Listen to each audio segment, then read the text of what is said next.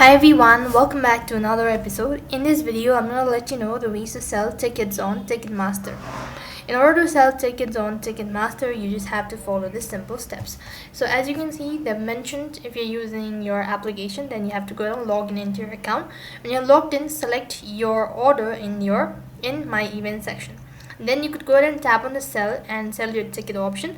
If you receive a message that the event organizer has an activated resale, your tickets aren't eligible to resell for the Ticketmaster isn't the primary ticket provider. Likewise, select the ticket you want to sell and tap continue.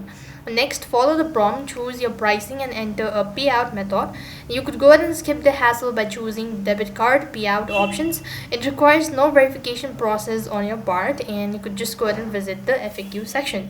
Likewise, you could go ahead and review your listings and if you're done. So that's basically how you can go ahead and sell your tickets on Ticketmaster. That's all for this video. I hope the video was helpful. Make sure to like, share and subscribe to our channel. Thank you for watching. See you in the next video.